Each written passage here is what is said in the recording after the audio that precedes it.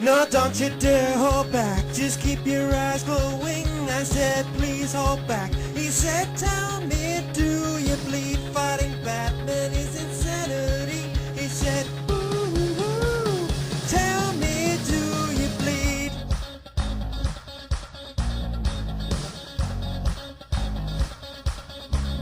I fell victim to the Dark Knight. His punches hurt worse than kryptonite. Helpless to his fists and his batmite. Oh, we were born to fight each other, bound to fight each other. He broke my arm, I don't know how it happened. I hit the floor and he said, don't you dare hold back, just keep your eyes glowing. I said, please hold back. He said, tell me, do you bleed? Fighting Batman is insanity. He said, ooh, tell me, do you bleed? Fists rained in like black streaks, dressed like an S&M bondage dream. I felt it in my chest as he punched through me. Oh, we were born to fight each other, bound to fight each other.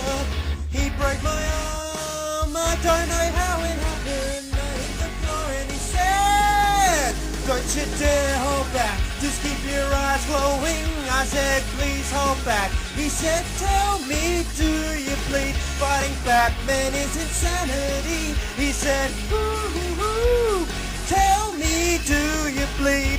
Oh, this is going to be my sequel!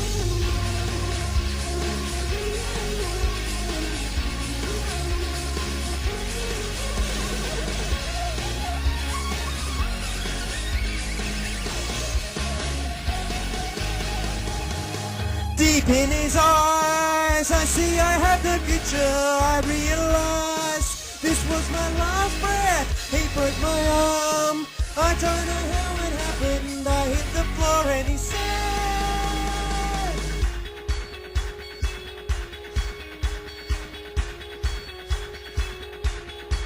now don't you dare hold back, just keep your eyes glowing. I said, please hold back. He said, tell me, do you bleed? Fighting Batman is insanity. He said, ooh, do you bleed?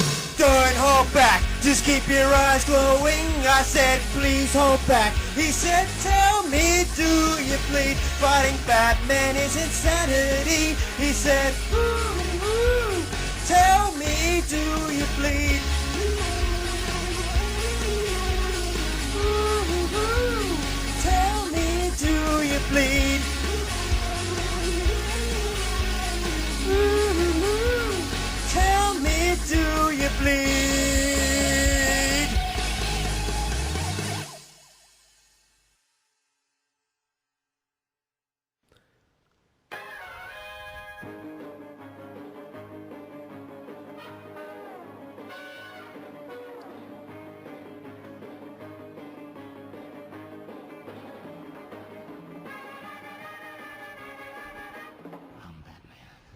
Good afternoon, good evening, good morning, whatever time of day you've chosen to tune in, and however you've chosen to tune in here, we thank you from the Batcave. I'm your host, Adam Gerard Red Thunder, and joining me as always into this quest into all things about men wearing tights, men wearing leather, and guys who just won't die altogether.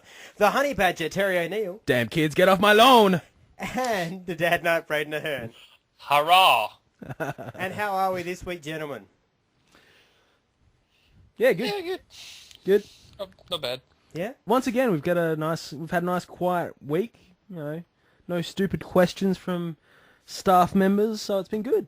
The smell is gone as well, so it's been a good day. Free week, you're right. That's great. It's been great. Obviously, unfortunately, I don't think Proby will be joining us here tonight as a storm hit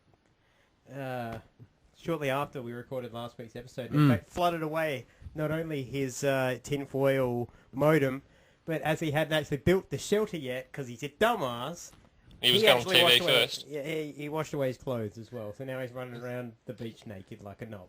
Ah, okay, cool. So it's kind of like Tom Hanks. You know, he's just got to find himself a volleyball and he'll be fine. That's right. He'll probably cut a mouth hole in it though, you know, just for his own personal reasons. Yeah. Well, you know, you got to do what you got to do when you're on an island. Now, gentlemen, before we start this week's episode, I I just meant I got to get off my chest. So it's something that all this week has been really bothering me, or maybe the last few weeks, but it seemed to have really hit ahead this week on Facebook and on social media. It's just not good enough. It's just really not. Ah, my nipples, they hurt! Hurt when I twist them! And it's this. Fucking beard shaming.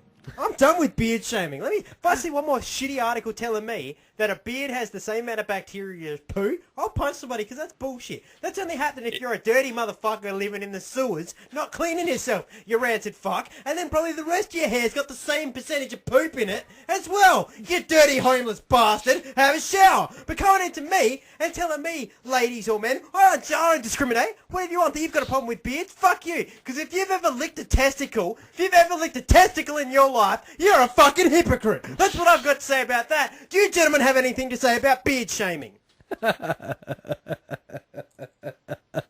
You pretty much covered it, I reckon. Yeah, I reckon you got all the bases covered there. But I mean, the only reason that I would actually say that beards would have poo particles in it is because Rimming? yeah, no, it's largely because of a design flaw with the female body, because the pussy is so close to the arsehole and men with beards are always drowning in said pussy. It only makes sense. But, you know... That's right. God did make a flawed design, putting a garbage dump 5 feet from a playground. Yeah, that is true. That's I think that's what Marion Council based their designs on. So, yeah. But other than that, I think you've pretty much hit the nail on the head. Sorry to get all soapboxy right off the bat with you there, folks, but it's just something that this week has really done my head in and twisted my nips clean off my chest. Oh, yeah. Thankfully, I pulled out some of my robust beard hair and mopped up the blood, so it was fine. But still, as I say, anybody out there who's licked a testicle, that's been in underpants with legitimate shit particles. If you've licked that, you're a hypocrite. Shut your fucking mouth. Now, onto this week's show with This Week on TV. My name is Oliver Queen. After 5 years in hell, I have come home with only one goal: to save my city. To the rest of Starling City, I am someone else. I am something else. My name is Barry Allen, and I am the fastest man alive. A friend recently gave me the idea for a new name, and something tells me it's gonna catch on. James Gordon, Alfred Pennyworth. We're gonna get the guy that did this, sir. New boy, are you? That's right. Good luck, mate.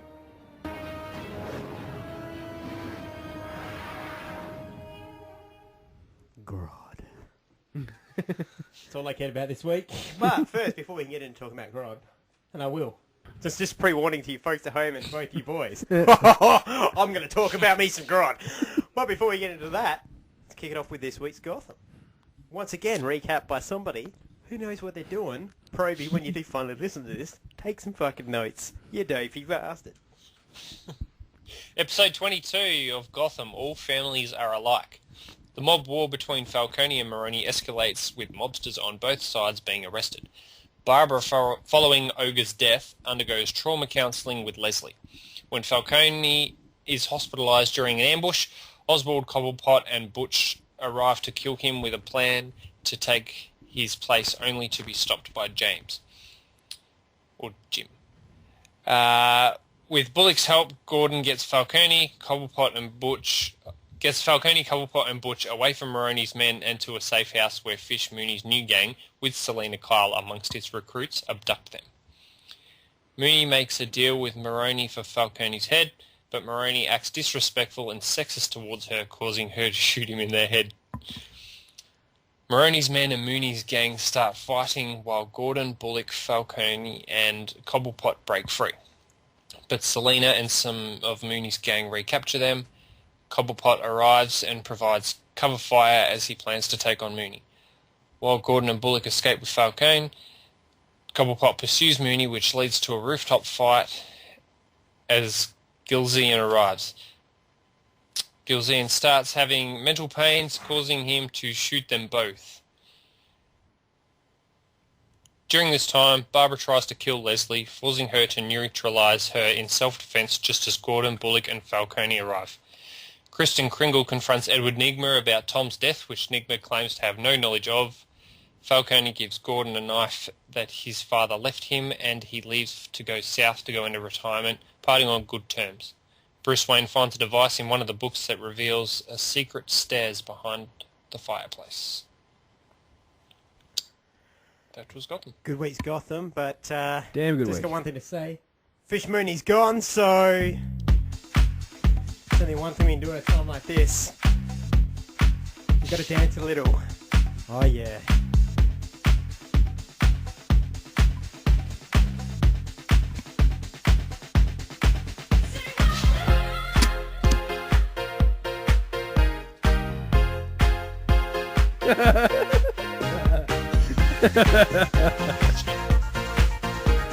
Oh, she's gone. Thank She's God. gone. Or is she?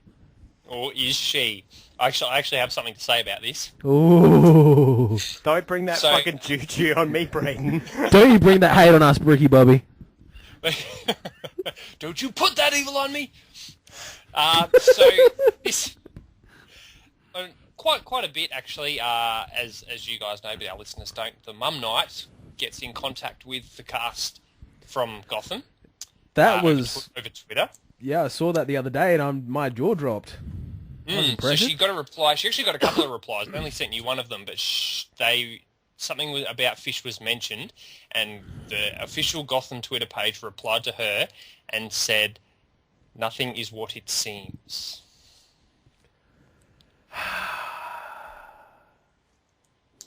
Adam's heart has sunk to the floor. Sing hallelujah.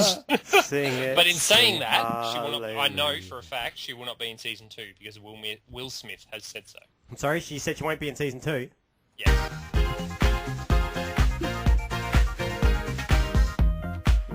Uh, Oh, jeez. It was a good episode. Which once What? again, they get to the last one. Oh yeah, let's try something good. Fuck it. Let's go. Next Yep. year, maybe, you know. For the finale, we'll give them something good. Yeah. Gotta admit, the staircase reveal leading down into a cave. that was cool. Woo!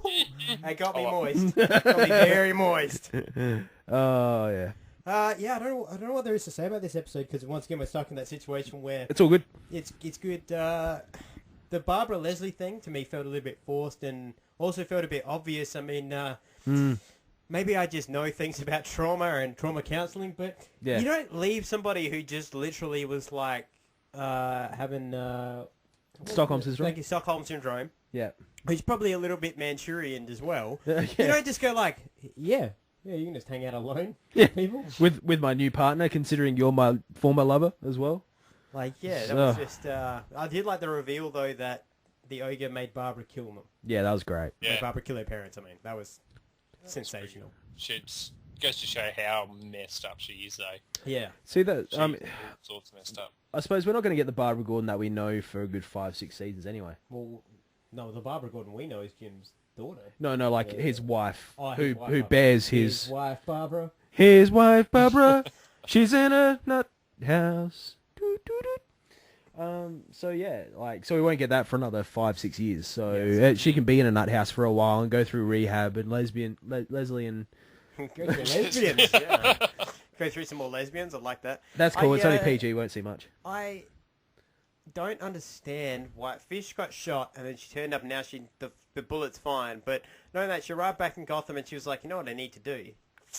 Get a haircut. Shave up half my head. Get and some shit get some pierced into studs. my Yeah. head. I think that's I what like that that's look, what I though. need to do. Yeah, but if you came back, if you just rolled back into town, is that what you, like, you know, first things first, should I, like, kick ass and take names or should I shave half my head? Yeah, She bring was it back round for a it. couple of weeks. I guess she was Recuperating from the bullet recruiting shot. recruiting people. Where's the dude from the helicopter? The in the suit. yeah, the guy in the suit. Where's he? He was there, wasn't he? No, he wasn't. And, Oh. and Selena platted the side of her head because evidently she didn't want to go full. Yeah, Mm. full street rat. I also did like the fact that they were all put on... They capture, at one point, Penguin, Butch, Maroney...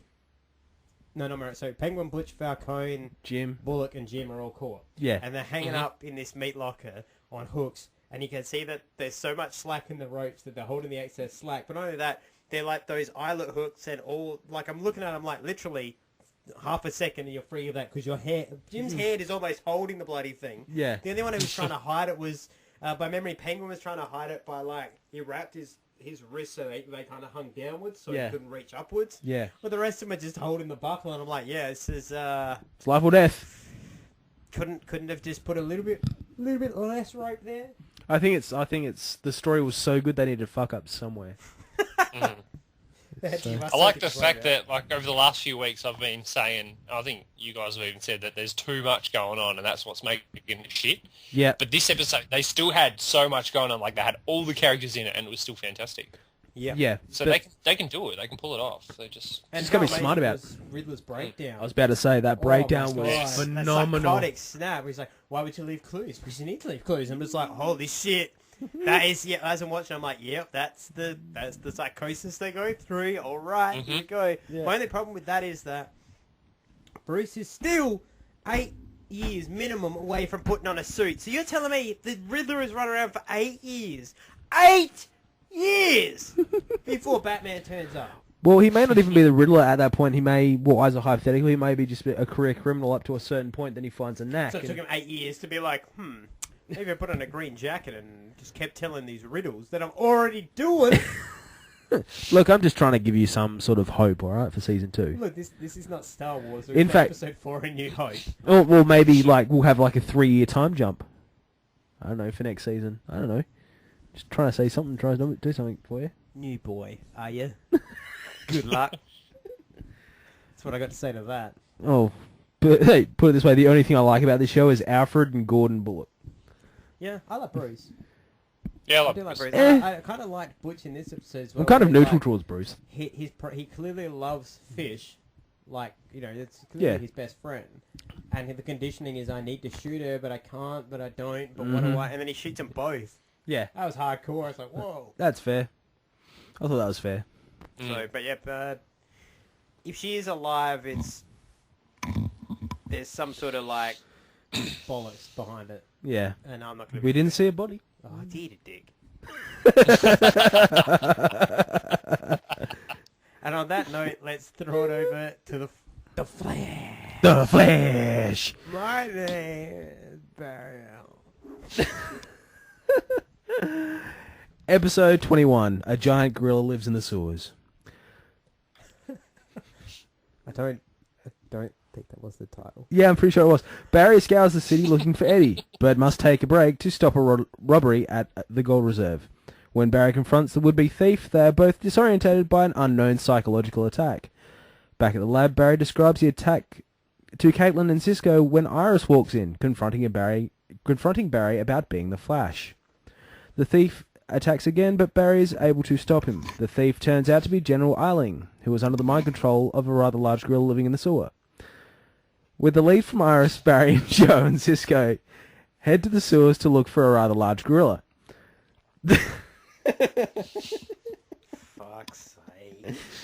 The three realise that the large gorilla is getting smarter and larger, and that during an attack, Barry is knocked unconscious, while Joe is kidnapped by the large gorilla. Cisco and Caitlin build Barry a device that will prevent the large gorilla from attacking him psychically. It works, but the large gorilla is too powerful, and during a fight, the device is damaged. Barry is able to fight the large gorilla's psychic attack and trick him into jumping in front of an oncoming train. Elsewhere, Wells works on a device that will allow him to return to his own home. The end. The story of the large gorilla that could. You make Large me gorilla. rage, but Grodd, as the large gorilla is known, you fuck, was amazing this episode. Yep. I don't know what else to say about that. I was blown away. Mm. Even the CGI looked good. I was blown That was away. phenomenal. CGI looked really good. Mm. And like down to bloody when Grodd's manipulating Joe to point his own gun at himself, and like Joe's having. yeah. I was sitting there like, this is getting too real, man. I'm gonna need to turn off the TV soon. This- Yeah. This is the funny one where Cisco with the jokes. Yeah. Yeah. Did he like the banana? Yeah. Terrifying, no, and didn't ask. Grodd, you like banana. That was awesome. Eiling as well. Eiling was phenomenal. Eiling coming out and just being all like, well, Mr. Allen, if I wanted to fuck your shit, I'd fuck your shit already. I'm going home now to fuck somebody else's shit. Because I'm Eiling. Peace out. Drop mic. Walked off, yeah. Threw some shards at Barry or something. Just a great episode all around. Even, I gotta say, Iris finding out about Barry being the Flash went better than I thought it would. Because I thought, Yeah. she, like, even though she did the whole like, you know, are you out there finding Eddie or any of that? It was still just, it was the like, you could have told me, dickhead. Yeah. As opposed to how I expected it to be, which had been like, I expected to go Laurel, which would have been like, oh, Barry Allen, you're such a shithead, and I hope your penis falls off while you're running fast, and then I hope it catches on fire, and you can't reattach it. Yeah, basically. Full PMS I must breakdown admit, is what you're saying. I felt like that at the start, and Yeah. that changed as it started going on. So, Yeah, it's not so bad. And now they've got a team, the four of them as a team, which I was a fan of, but I still feel like they're missing a leader. They're missing somebody. They're missing Charisma. a man of science. A man who could wear a suit and a suit of armor at the same time if need be. A man who has pink eye perpetually for some reason. An In one inverse enlargement man. Yeah. Mushroom Man. Somebody who, when they say his name on the TV, I could get confused by and think somebody was saying my actual birth name, and I'd be like, huh? Oh, wait, that was the TV. God damn it. Brady, do you think of anyone who should go? Wells. I want Wells back. The actual Wells. I want the actual Wells. Yeah, that's fair. Yeah, I know you want the Atom, but it's not going to happen. I always want myself. And I like the fact that I'm now like the Rock. I am the Atom. The Atom says Proby sucks at his job. And Adam says Barry Allen needs 2 gloves Yep, at a crime scene. absolutely. No, good episode. Obviously, 1 more to go in this season. Oh no, sorry, 2 more to go in this season. 2. Before we get to the end. So We have, what is it, Rogue Time and Not Fast Enough. yeah. And I like the fact that this is probably the only time we're going to see Grodd this season, but it's building to something bigger. And I'm a big fan of that. So I don't mind if Grodd only turns up a couple of times this season because he is basically Doomsday. He's he's what should be your Joker, as it were, because he is the one when it turns up is like, oh shit's gonna get real. Yeah, not inverse Flash. Yeah, no, Grodd's not slow. That's fair. He's going to be, fuck, I've forgotten his name. Deathstroke, Yeah, Yeah. essentially. yeah, Arrow's Deathstroke. That's Yeah. what I see. Yeah. yeah. He's actually, like, interesting you mentioned that. He is actually quite fast because he did catch Barry during the Superman, the Sonic Boom Punch. So that was Yeah, that was awesome. Man. He just palmed him. Was like, are you damn. with a look? Somehow a gorilla look on his face, of like, are you dense? do you have some sort of mental deficiency, good sir? The goddamn Grodd. No, fantastic. Absolutely fantastic episode of Flash. I almost don't want to say too much because I don't want to spoil this episode. This is one of those times where I'm going to say, you probably don't need to see other episodes of The Flash because... It's the Grodd episode. Yeah, it's the Grodd episode. Yep. And so everything else, except for a little bit with Wells, everything else is kind of minor to the fact that it's like... Because it feels like life is going normally and then there's Grodd and everything just changes and life can't go normal no more. Absolutely. I mean, I love, like, Earbard Thorne's small part in it where we discover where he's been living. It's quite interesting. Yeah. So, yeah, it's just one of those things, and like, he's right there, man. He's just there. So, Very, very cool. Yeah. So it's going to be a good few episodes coming up. But once again, we're stuck in a situation where good things, so we can only say so much. yeah, absolutely. So now it's time to throw it back over to Mo, with the Dad Knight and his recap of Arrow. So we got Oliver, or Al Sahim, finishing his training and is left with 2 final tasks to become the next Ra's al Ghul. Raz threatens Nyssa and delivers some shocking news. Who is this character you're talking about? Don't know. I'm not part of the league, I pronounce it Raz. I'm Who's only Mo? part of the league when I marry in. The Mum Night. So Raz threatens Nyssa and delivers some shocking news. Meanwhile, Malcolm makes a surprising offer to Team Arrow and Thea goes to see Roy. Yeah, he did. That's- He saw Yeah. a lot of- Yes, he did. Roy saw a lot of theatre. We all saw a lot of Thea. It's great. Hang on. Hey, Braden, do you and Terry both saying that you like seeing Thea without clothes on? Yes. Yeah. ABC's like 1, 2, 3. The beat, the rhythm, the bass, now come on. Happy people, come on. But yeah, it was a good episode. Keep going with your recap. Oh, well, that's all I had written down. But so the Well, no, it was a good... this was the episode where finally... I say finally like it's a good thing, but finally. Akio died. Which was very powerful. Them actually, feels. a couple of Masao deaths. died. You mean? I was going to say, yeah, a couple of deaths in this. Yeah. Akio dies initially in the flashback with the... Officially dies because there is no cure to It was the insulin. Alpha Omega. But now the dickhead general in that is now got... Sharif, that's it. Sharif has now got everybody where he wants them. Which then leads to, Masao obviously goes on a quest to try and save his son, which is fruitless, but obviously character building. And then, in the present day, Masao fights off with his wife Katana, Tatsu? as I like to call her she was in her mask at that point, so Yeah, she he was was. officially Katana. And Them feels. yeah, well, earlier in the episode, Masao had mentioned that he felt like he was basically trapped in a debt. His prison was that he had to live while his son died. And at the end, he goes full tilt with Katana, but because she is the best swords person on the planet, she ultimately runs him through. And even then, the beautiful moment where he says thank you to her, the beautiful moment between husband and wife, where he's like, only you were probably the only one who could free me from my prison. Thank you. And he dies in her arms the same way Akio did with her singing the lullaby goodnight. That's the one, yep. Yeah. Absolutely heartbreaking. And it also, though, explains why now Katana would join the Suicide Squad. Yep. So, very cool. Very, very cool episode. Yeah. There's a lot of bits and pieces in there. We found out as well that Ollie obviously is faking it. Yeah, at the 1 minute 48 through to 1 minute 50, his face drops. That's when he actually finds out about the Alpha Omega, and the face drops. Yep. And you go, yep, it's a He setup. finds out that Masao delivered it to Rush. Yeah, but exactly. Pretty much at 1:58, his face changes from that very stern, stoic, facial expression. He's like the actual fuck moment. Yep. So Ollie's back there. But one thing I found interesting is how Roy's name changed to Jason. Yeah, I did too. I thought that was He was working on a car as well. Yeah, I was like, that was a nice little thing. But we I got. liked him giving Thea the hood. Yeah, that was one of the Easter eggs. They flew out of Ferris Airport as well. Yep. Cal Ferris. And then Thea's getting a red hood. Roy using the name Jason and working on cars. Yep. So yeah, it was a very, very DC episode. Yeah. Yeah, it was a nice one for the little things for the fans. Absolutely, yeah. I like the fact as well that at the start we come in and it's, Diggle, and Diggle's basically the man in the city now.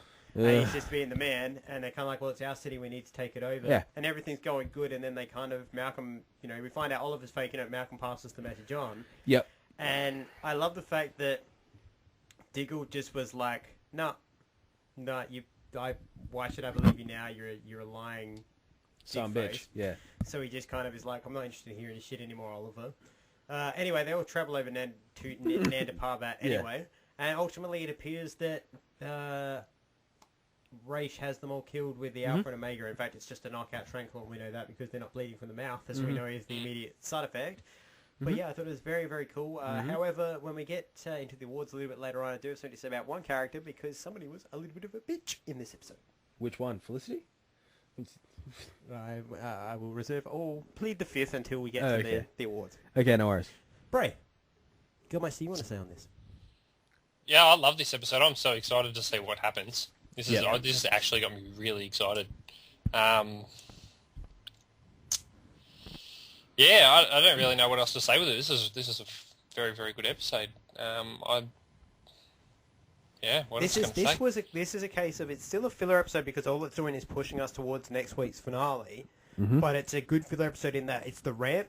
Yeah. It's the ramp up that you need so that you are like, whoa, yeah, shit just got super real. I really like Diggle in this episode. Oh, Diggle. You can just see how, and he plays it so well, how actually hurt he is by what Oliver has done, even though now he knows that it was all an act, but he's just like, You took my too far. wife. I don't fucking care. You took my wife. Like the comment that stuck with me, it was Diggle obviously probably wouldn't have minded had it not happened in front of his daughter, but that's the comment he makes. He's like, "Was part of your plan having her kidnapped in front of my daughter?"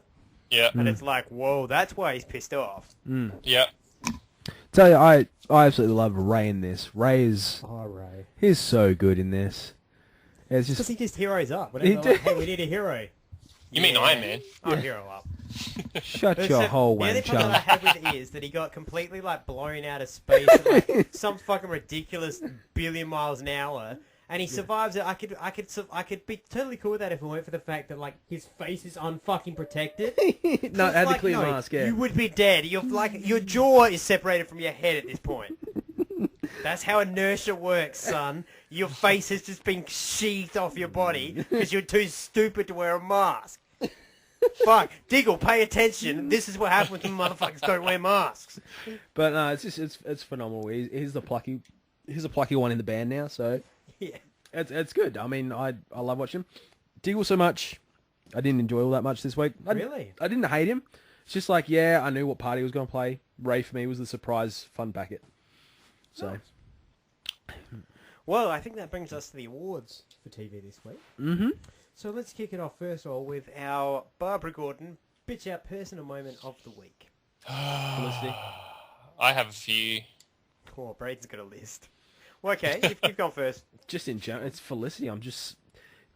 she has the same card. It's like, no, not my Oliver. That's not our Oliver.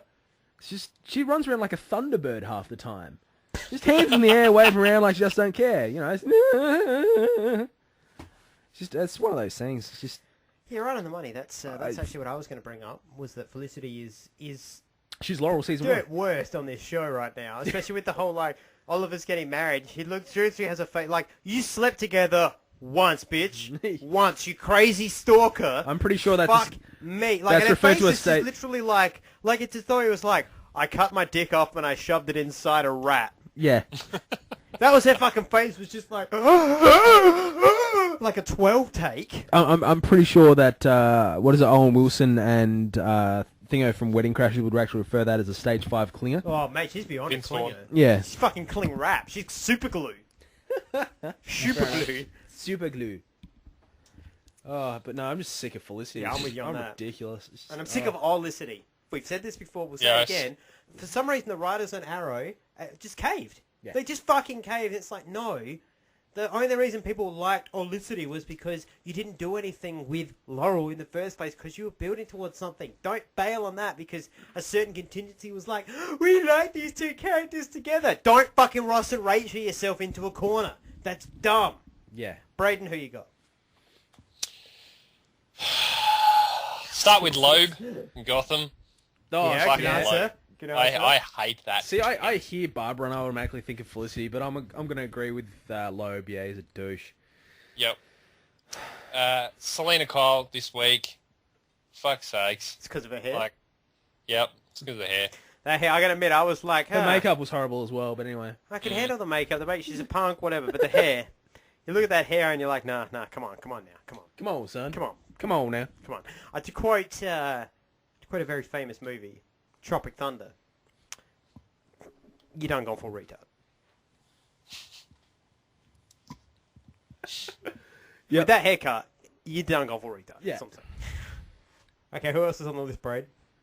I'm going to give an honourable mention to Ray. What? Yeah, because when Felicity's gone in to see him and he's just like, you know what, it's okay, I'll just give you my company. You know, I don't think he's given her Palmer Tech. I think he's giving her Queen Consolidated. Yeah, maybe. That's what I think it is. That part of the company, yeah. Yeah, that can So happen. I might go have a look and But pause that frame and have a read through. Because normally with those props, they actually write it properly. Yeah. So I'm going to have a bit of a read. Fine. Yeah. It'll just say derpy derp derp herp derp derp derp. But yeah. It just is like, this hereby severs any contracts with us. You're not allowed to use any of my frozen firm to knock yourself out.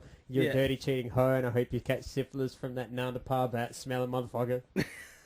I'm going to go make my own show with gonna blackjack go- and hookers. I'm going to go hang out with Cisco. Maybe try and bang that Caitlyn bits instead.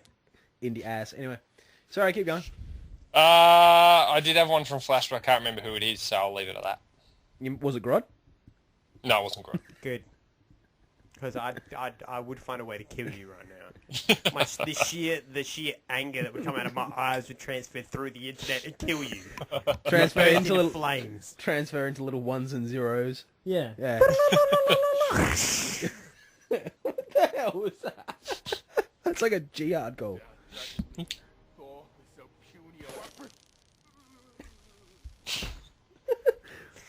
That was completely unrelated, but that's fair. So, that brings us up to the big one.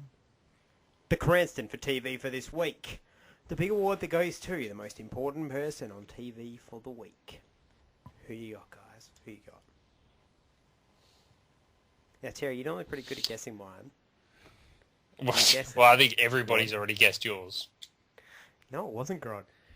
It's not Grodd. Hey. It's not Grodd. It's Fish. It was Fish, wasn't it?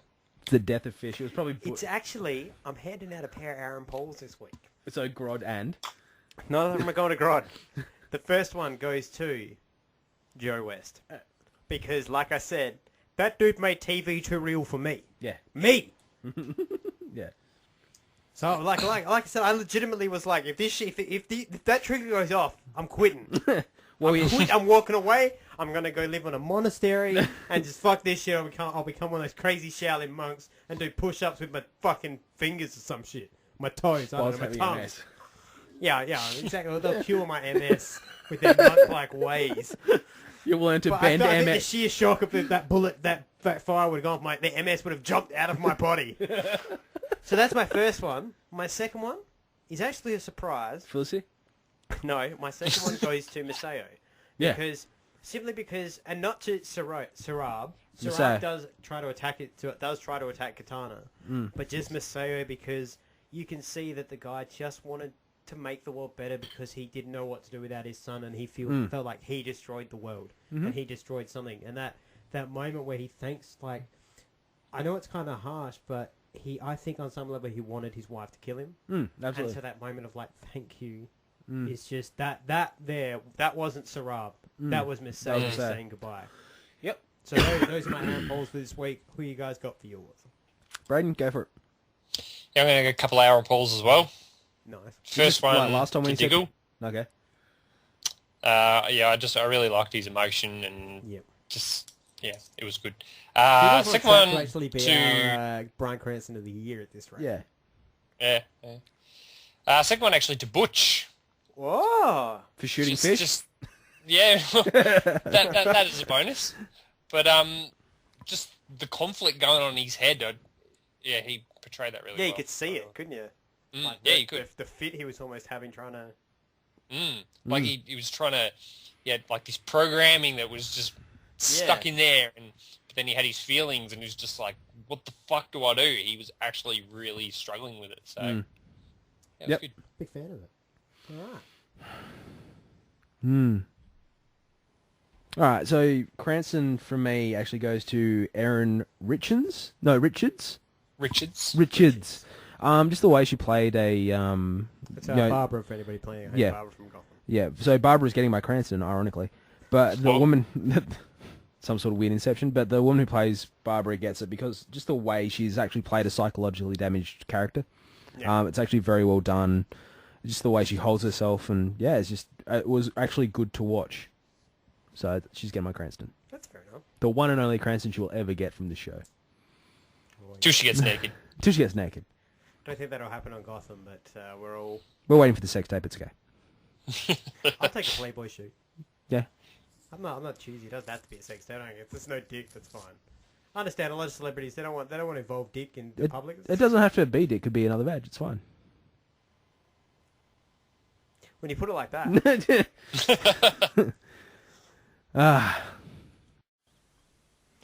And now it's time for our newest segment, the DC Directory. Please start the record. Today's first entry is Abracadabra. Citizen Abra hails from the 64th century Earth, a time in which advanced technology has erased the line between science and sorcery, and an oppressive regime has ground the remaining sense of wonder from people's lives. Abra's dream of becoming a stage magician made him something of an outcast in his society, and a most unhappy one at that. He fled at the first opportunity, stealing a time machine bound for the 21st century. When his magic act flopped yet again, he lost what remained of his sanity and began to use his advanced technology for crime. This led to the first of his many clashes with the second Flash, Barry Allen. Repeated defeats at the hands of the Flash made Abra crave vengeance as well as applause, his hatred continuing unabated even after the Flash mantle passed to Wally West. Kadabra has suffered a series of setbacks throughout his criminal career. He was left horribly burned and disfigured in his first confrontation with Wally West, who had assumed the mantle of Flash, and after a deal with the demon Neron for true magical ability proved only temporary, he was left powerless, amnesiac, and imprisoned in Iron Heights. Kadabra eventually healed and recovered his memory, but his abilities still remain in flux.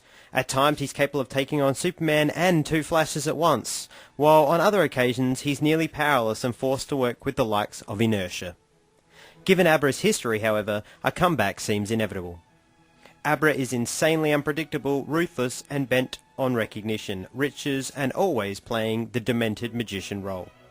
Abra's trademark is using advanced technology to inflict bizarre transformations on his foes, including once turning the Flash into a living marionette. He invariably hypnotizes bystanders into applauding his crimes, and like any good showman, he always debuts at least one never-before-seen trick with each new appearance. Perfect for any stunt or new invention. Kadabra has worked with the Rogues, the Injustice Gang, and the Secret Society of Supervillains over the years, but no one trusts him for long. Kadabra's most frequent enemy is the Flash, usually Barry Allen or Wally West, but he has also run amok of the one and only Professor Zoom. And that was this week's edition of the DC Directory. And now for our feature presentation. You better wake up. The world you live in is just a sugar-coated topping. There is another world beneath it. The real world.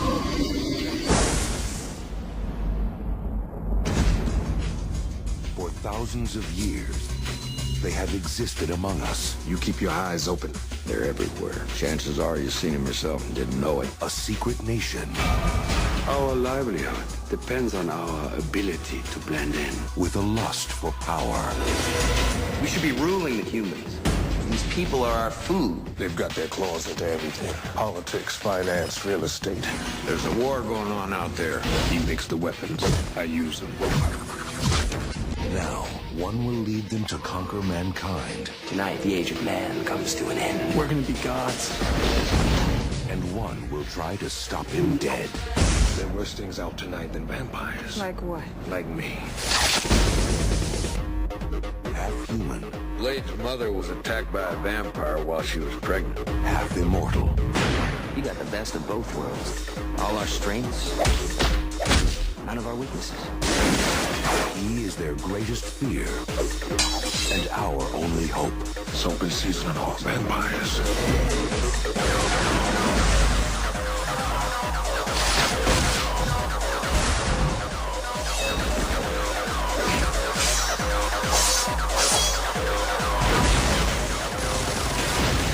Wesley Snipes, Stephen Dorff. You're one of them, aren't you? No, I'm something else.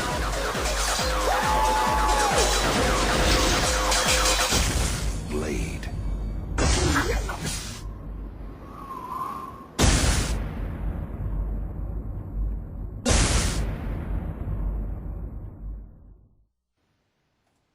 That's right, this week's feature film continues Cinqo de Marvel with Blade #1.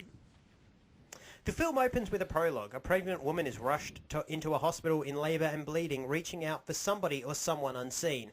The doctors have to perform a C-section on her to save her baby, but sadly she dies. The film then flashes forward to a wild night with a seductive woman who leads a young man to a rave club below a slaughterhouse.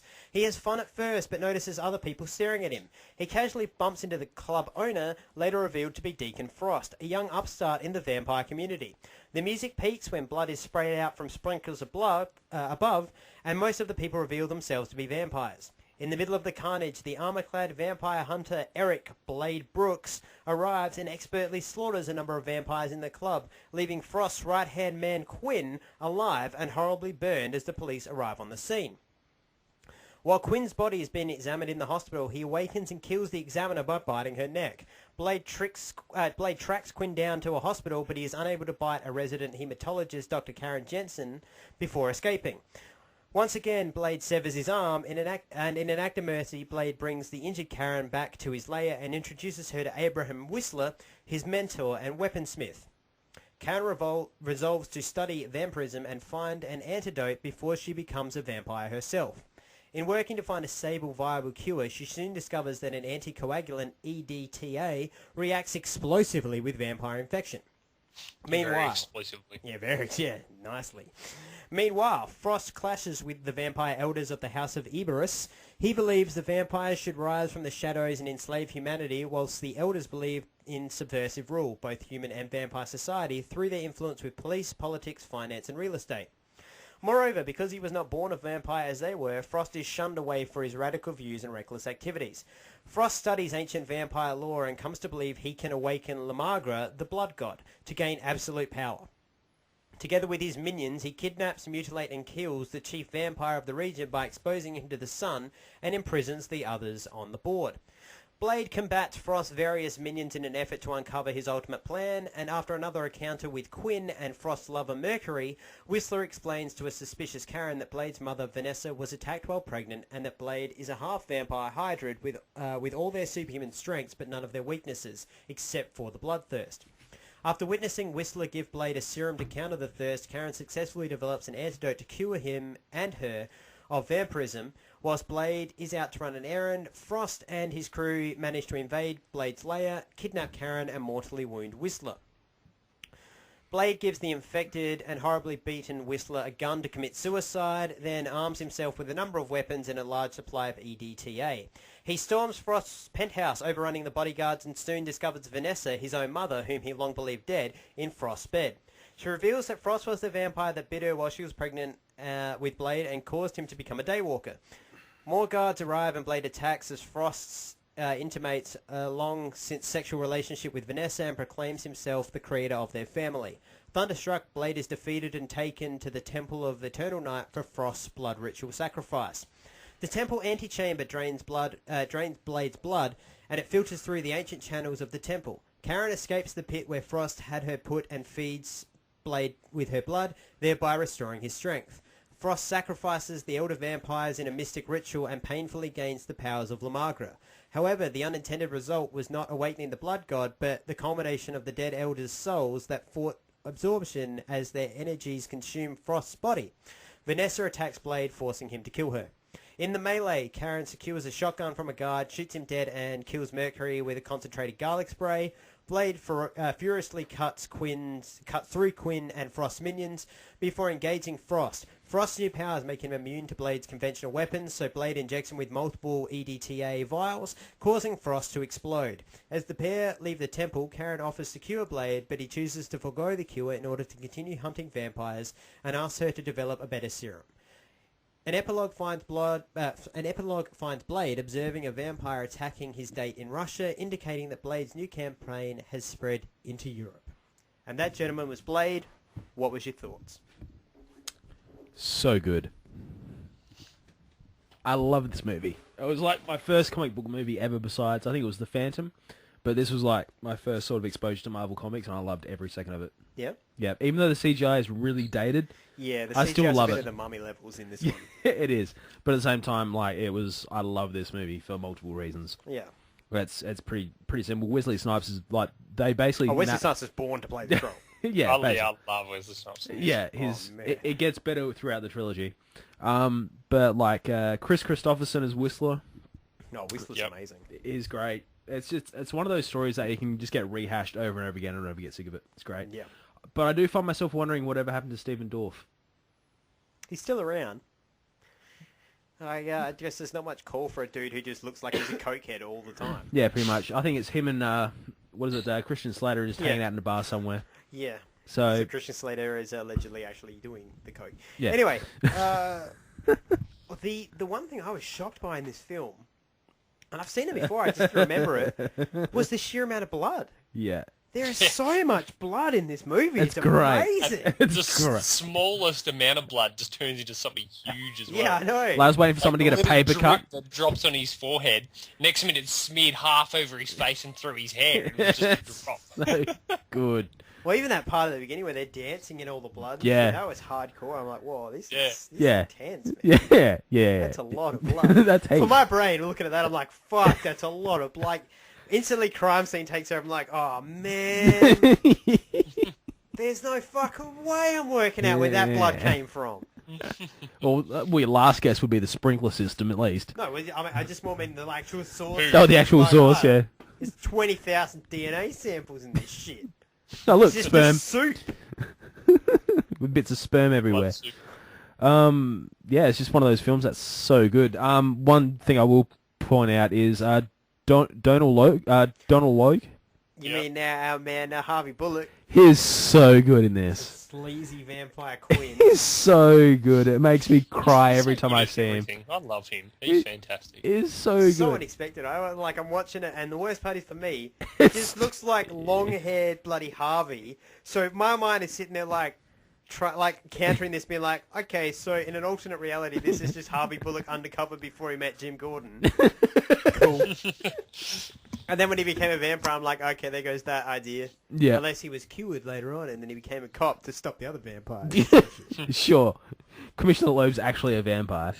That's exactly, there it is. There it is. That's why we hate him. Season 2, they will do that. Yeah, probably. Dr. Karen Jensen, I didn't really like. It's just one of those characters. It was a necessary character. I've seen her, and like the minute you see her, you're just like, yeah, she's going to be playing the love interest sort of character in this, really. Kind of. Or the She's just there female to role. ask questions and get exposition. Yeah. Like, how come Blair's like that? Well, let me tell you a story. Let me give you the backstory, lady. But that's, I mean, if anyone else was telling me the backstory besides Chris Christopherson, I probably wouldn't be interested. Oh, man. I mean, him for me is kind of like Tom Cavanaugh for you. Just read me the phone book, I'm good. Chris Christopherson. Convoy. Oh, man, he was amazing in this movie. Oh, it's one of those, I can't really...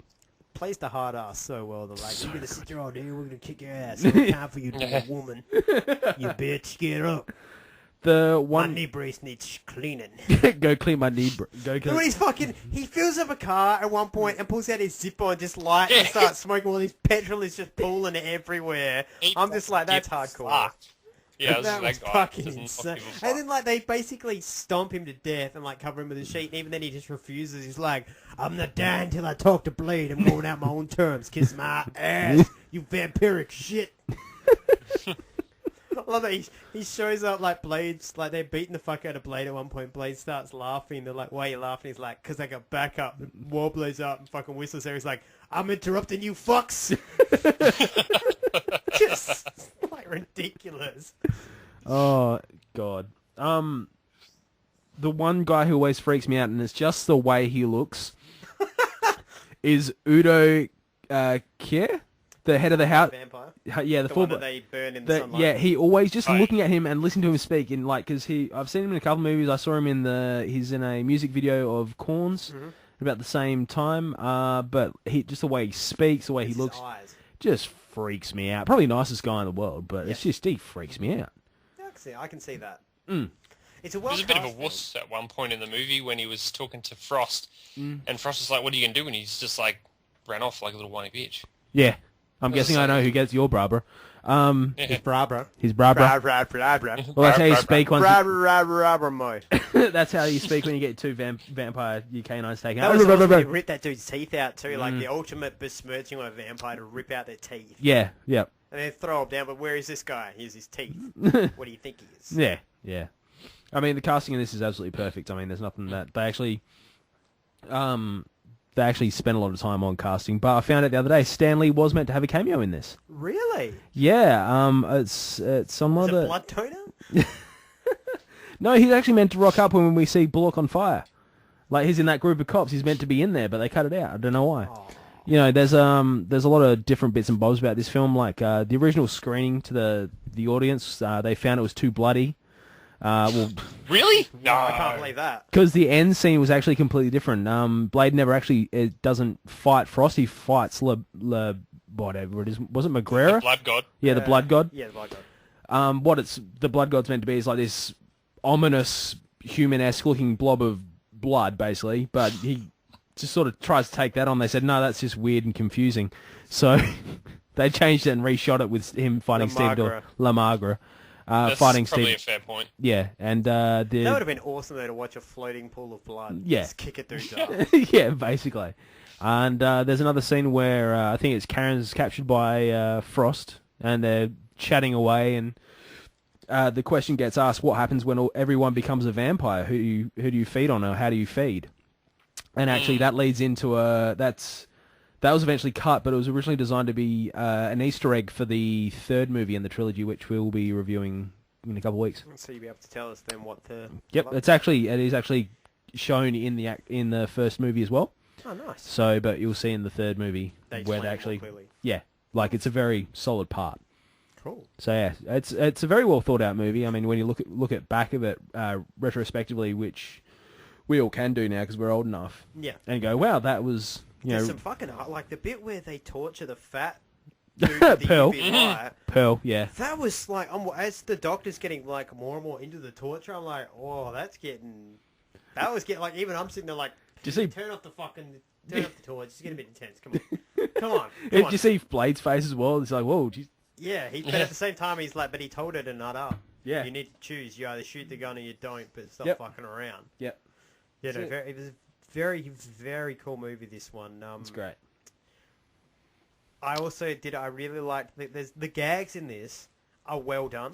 Yeah. They're not like I say, lighting the cigarette while he's filling up all his fuel. That's a great one. The other one where he hands Blade the UV torch and Blade's like, It's heavy. It's heavy. And Chris was like, you're so big. So yeah, it definitely is one of those movies where you can watch again and again. You'll find Easter eggs here, there, and everywhere.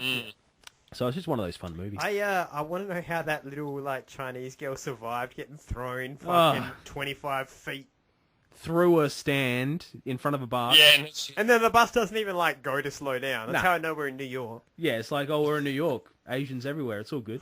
I'm walking here. I'm walking here.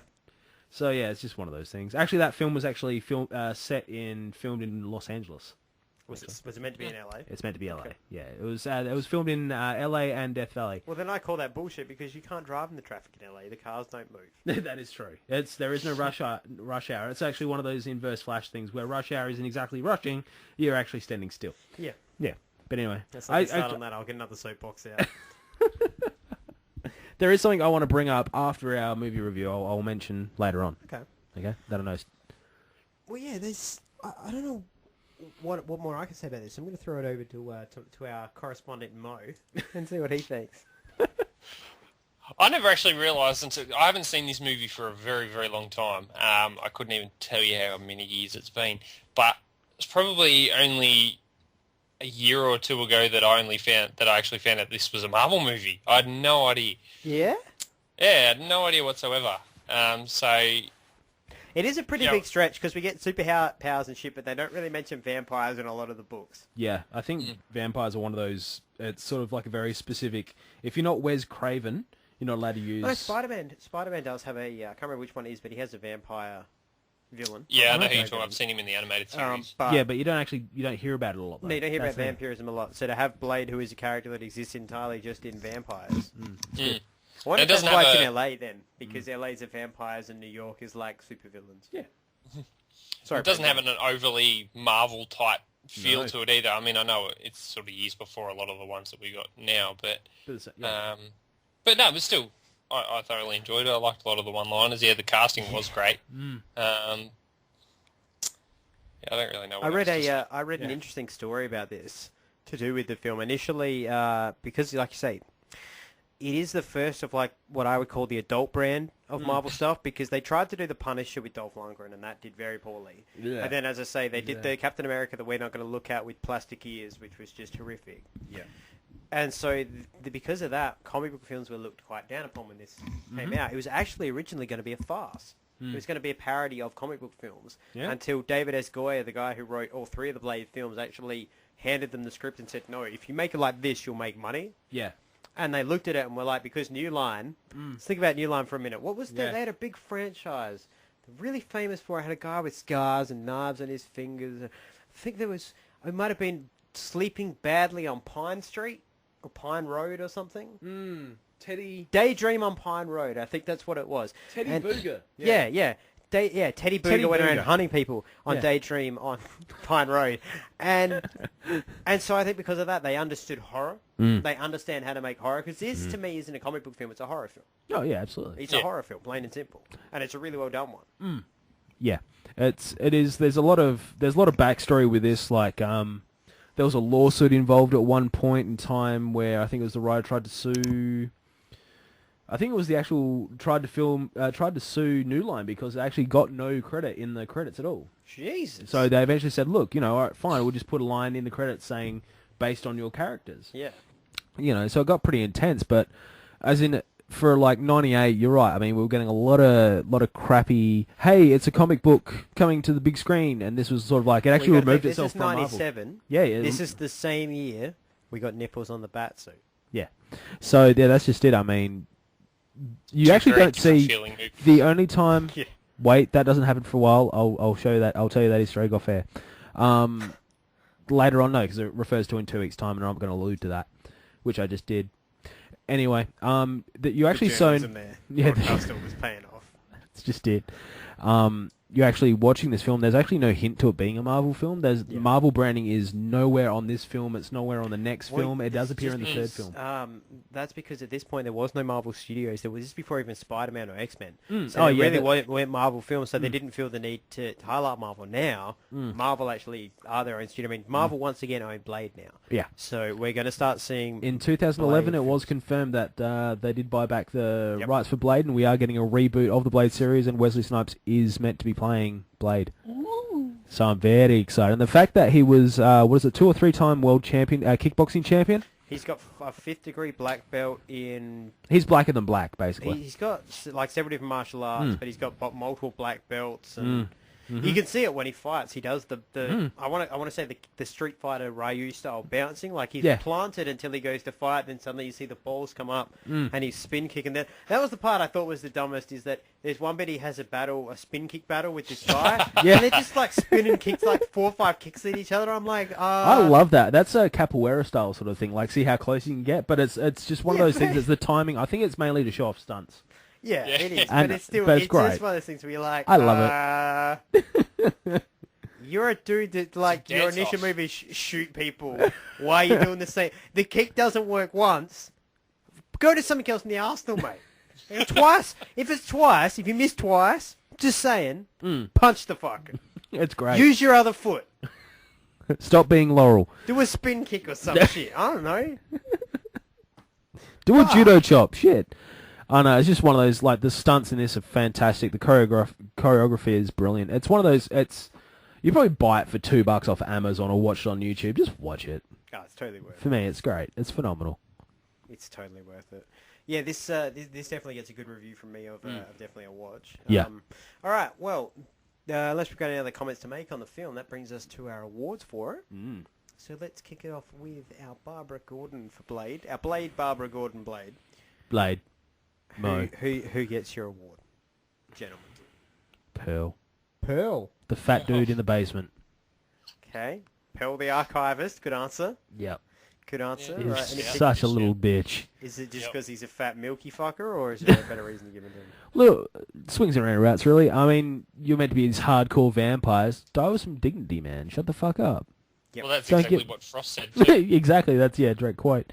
So... Look, he's just a slimy, sweaty fuck bag. So he's a scrote-looking motherfucker. So straight up scrote. He's a straight up scrote. So he gets my Barbara. Right, good answer. Who you got, bro? Yeah, the bloke I was mentioning before. I don't remember his fucking name. The guy who got his teeth ripped out. one sec. The head Miss- of the... Demon? No, the head of the bloody Vampire Council. Yeah, it Yeah, was yeah. Udo... Oh, Yeah, yeah, actor's name is Udo. Giant, I know, he just didn't Gaetano seem in Dragonetti. control. Gaetano Dragonetti, Yeah, that head of one. the House of Erebus. He didn't seem in control at all.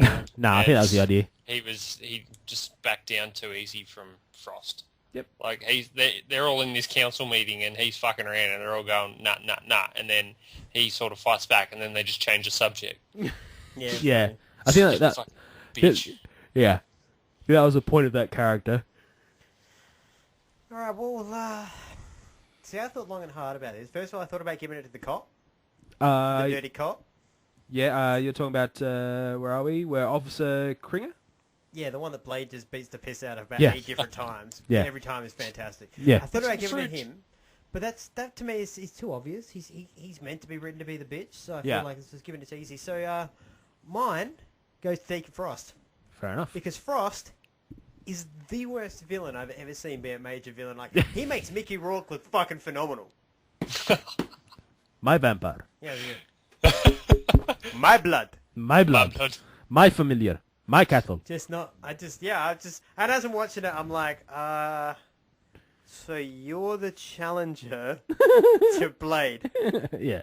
Yeah, good one, mate. That's like me being like, hey, Chris Hemsworth, arm wrestling contest, bitch, I gotcha. Oh, God. He is a horrible villain, but yeah. Even after he went through his transformation, it was just, I don't know, that was a little bit, like, he was just crazy overpowered, but the fight was sort of, like, it was funny and it was entertaining, but He it was was a little crazy bit, overpowered, but it just over it pretty looked quickly. like me fighting Wesley Snipes. Like, the dude, like, I know it's 97, but I mean, come on. We couldn't get somebody who at least had a six-pack to be the fucking not the superior, mega-strength villain. Oh, you're gonna. Don't worry. Hey! He had red eyes. Okay. Yeah. He had red eyes. Yeah. He's a tough fucker.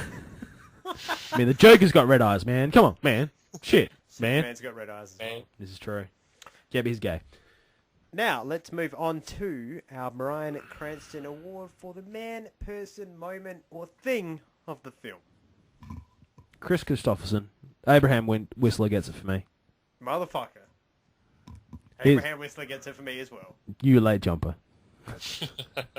No, it's just- I'll go with the Aaron Pauls, Abraham Whistler, and Wesley Snipes. Yep. Oh, nice. Cool. See, for me, Blade was always an obvious choice, but I mean, Whistler is actually kind of that. He's that very. Fucking hardcore, man. He's that resounding father figure who will give you a kick in the ass that you need it. And I It's like great. that it's like they say, he's not quite Alfred, because Alfred's very Yeah. much like, come on, Master Bruce, whereas Come on, old chum. This is like, why don't you pick yourself up, stop being a fairy? Yeah. I'll kick your ass myself if I have to get up, you dirty bitch. Yeah. Give me the gun, you dumb son of a bitch. Walk away. Mm-hmm. Walk the fuck away. Oh yeah, it's Great, yeah. That's absolutely great. Fantastic. yeah. All right, well, Terry, Mm. before we get into our glove rating system, Yes. wind everything up, you said you had something you'd like to say. This refers back to the TV, and I actually noticed something that you can sort of tell they're all filmed in the same state. Oh, Canada. If Is you, it because all the background extras are so polite to each other? oh, I'm Opening sorry. doors and... Oh no, you go. No, like remember I think it was your favorite episode, Nuclear Man, where was it the Nuclear Man or the one after where they actually successfully split them? It's the one after. The one after? Yep, the one after. So you remember that? Remember where Caitlyn's being run away? Remember that scenery? Now go to Yes. Nama Parbat where they're having that fight where they're playing. I saw it and I'm like, oh come on guys, you could have got a different state park. Come on. That's the only thing that I really saw. I saw and I'm like, oh, okay, that's cool. I'll You give you you got a budget. That's all right. Yeah, that's the worst part. Like, we film shit in the The same budget went into locations because grog. our budget is $0. They actually have a play of a dude scouting locations. It was just like, This quarry looks all right. well, we had ash floating down in the last one, so, you know, Yeah. We spent the money on the ash. people won't notice, I guess. Yeah, I just saw that and I'm like, oh, Nana Parbat is actually based just outside of British Columbia, Canada. Or at Central City. Or Central City. Somewhere in between. That'd be really really fucking funny if it was just like over the hill in Central City and it's Over the hill and far away. That's how they can all get there so easily. They do seem to get to Nanda Parbat and back quite often and quite That's quick. what I mean, and I can just picture like, Ray, can we borrow your plane? Well, yeah, you're just going like 5 minutes up the road, so do you want you the can car? catch a bus there. Just Just take the I'll beamer. drive you. Take the beamer. It's all right. It's okay. It's all good. Jump on my back. I'll fly you in the Atom suit. I just saw that and I was like, oh, I have to bring that up. That was a good point. That's a good point. And now glove ratings. So let's start off. Big callback. Back to Gotham. How many gloves? Fingers? Percentages? What the fuck ever? Boxes. For me, it's kind of sad for Gotham. I'm going to give it a 4.5. Okay. It annoys me because that's the highest fucking rating I've given Gotham all season. and It it's the fucks last me fucking off. episode. Fuck! Yeah. It's just Yeah. my brain. Why? Chip. Why, Chip? Why? Chip, why? Chip, no. Oh, Dad, no! fucks me Yeah, I off. agree with you on that. That's just- I agree with you on that. See, I personally am going lower. Because had like 4 really good moments. Which totaled about 6 minutes. Which means he gets three fingers. Fair enough. 3 fingers Three for that fingers. episode.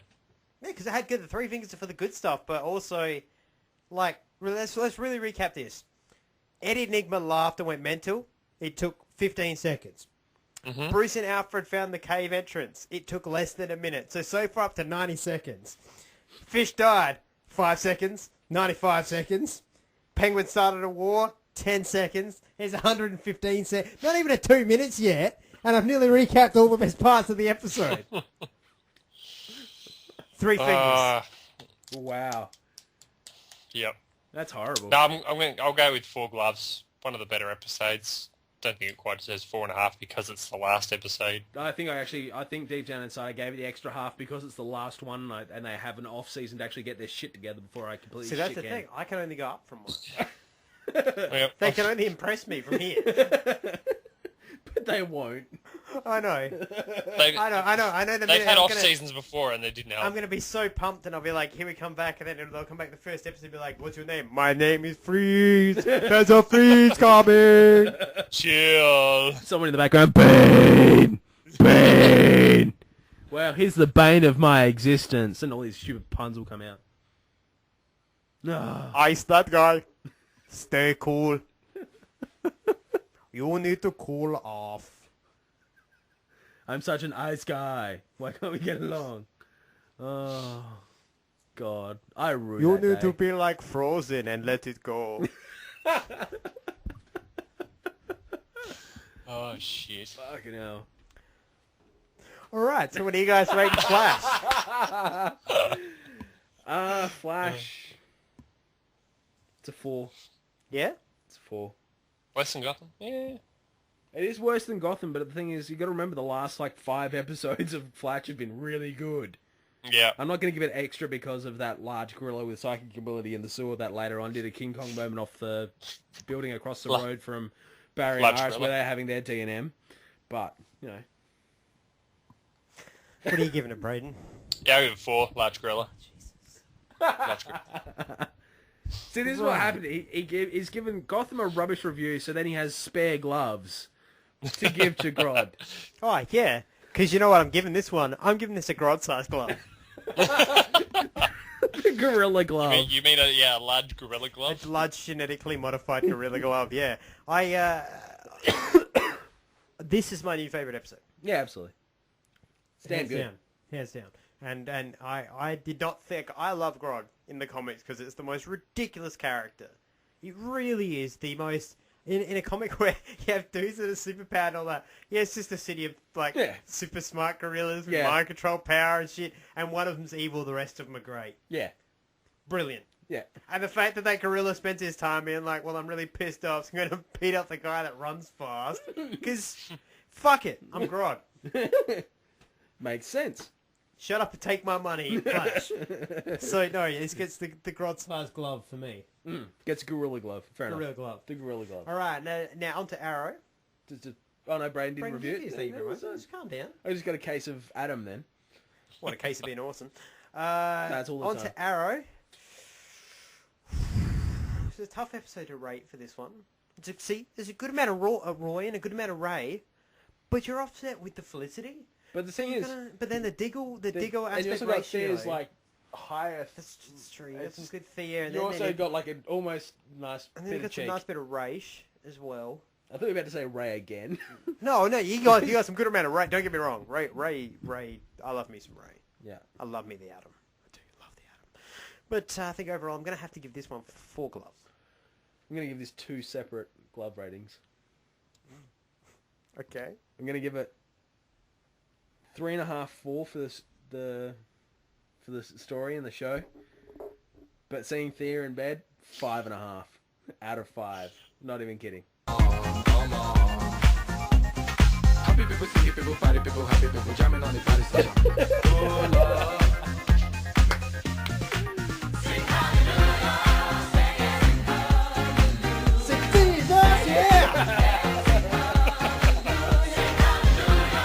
Yeah, that was a nice view. You weren't lying Great. there. Woo! At Roy Harper. Son of a bitch. In the show he gets to bang Thea, in real life he gets to bang Felicity. Yeah. Yep. And he's shorter than me. There is no justice in the world. To motherfuckers like Mr. CrossFit, he knows. He grew up with me. Motherfuckers always tell me I'm too short for shit. Kiss my fucking ass, I'll put on a red hood, and I'll go poon hunting. Poon hunting like a safari man. I'll put on a safari suit, I'll put on that fucking Ripley's Believe It or Not hat, and I'll bugger off into the jungle and hunt me some poon. So in other words, you would be Arsenal, you'd be arse in hole. No? No? Yeah, you know what I'd be? I'd be...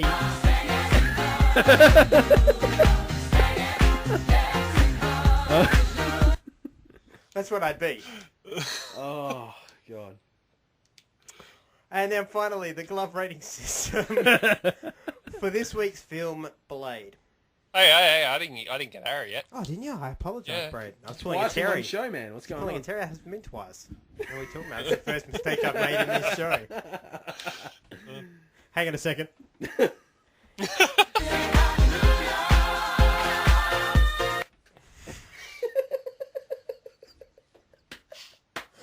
What's the rating, Brad? 4 gloves. I'm pretty well rounded this week with TV. What 4 about gloves Thea's and a arse? lot. What do you give Thea? Oh, that was well rounded too. What do I give Thea? Yeah.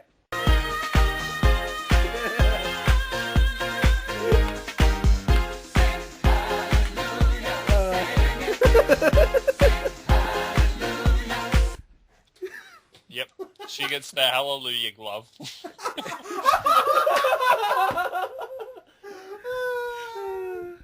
Dear Lord, dear Lord. I was blind, but now I can see Thea's ass. Oh, excellent. Well, now we're into the film. There you go. So, what are we giving the film this week? I'm going to give it a 4. 4 gloves? Yeah.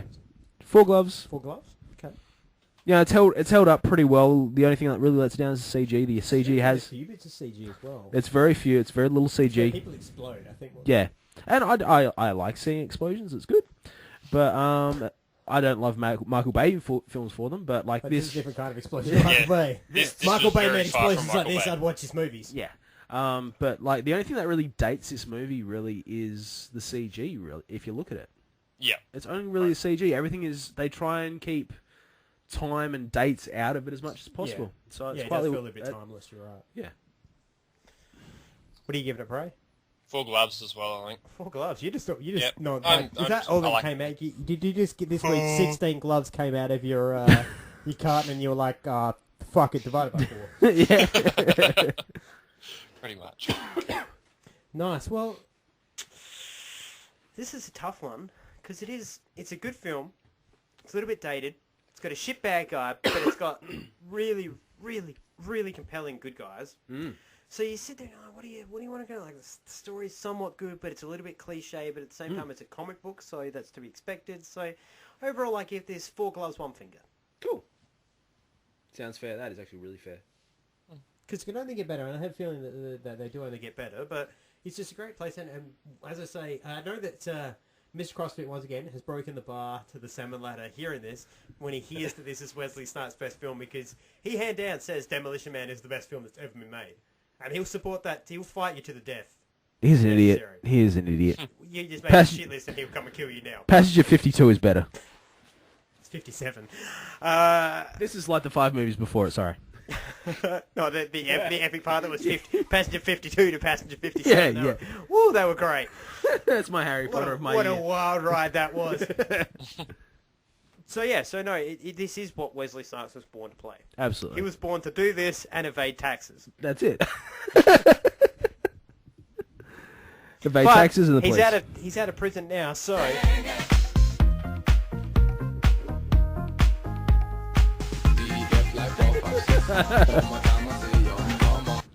All right. Well, that brings us to, I think, the back end of the episode. Is anybody anything they'd like to say before we wrap it on up here from the Batcave? No, I'm good. I've noticed a severe lack of stupid this week. It's because Matt's... No, that's right. That's what it is. Yeah, that's cool. We're that's probulous. Probulous. We're not being Excellent. dragged down. That's cool. We're at our elite peak of the Justice League. The Justice League. The Justice League. Excellent. But it's not the Justice League. The Justice League. Yeah, excellent.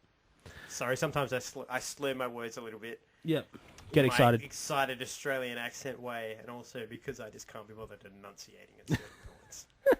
It makes me seem more mysterious if they're all like, he enunciates half the time, but the other half he drawls.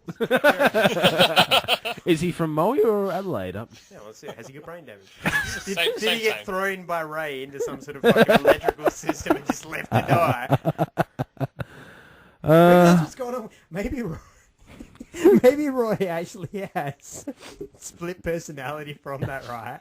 And that's why he's like, I love you, Thea, I have to leave. I want you to stay, I'm leaving again.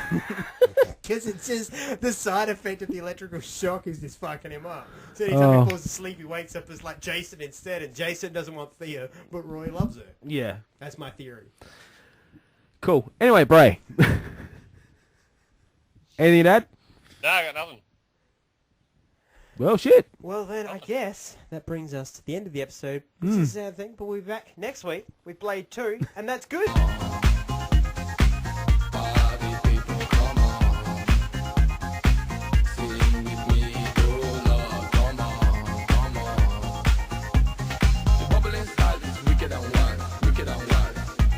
On behalf of myself, Brett Thunder, Adam Gerard, the Honey Badger, Terry O'Neill, I said get off my lawn. and the Dad Not Bread in the Head. We'll see you all next week from the Batcave.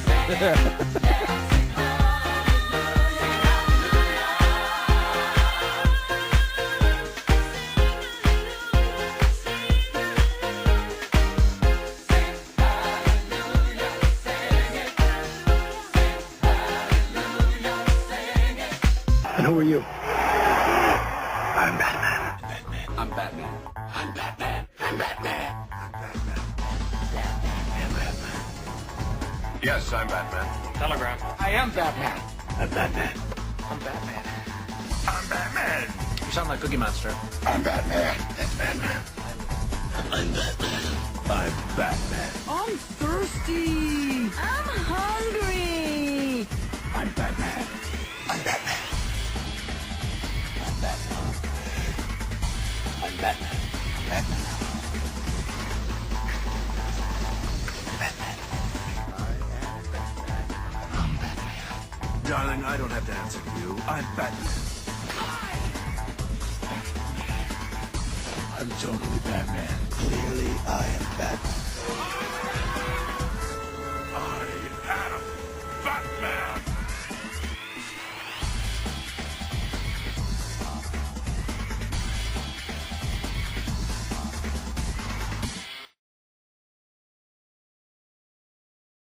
This has been a Cabana production.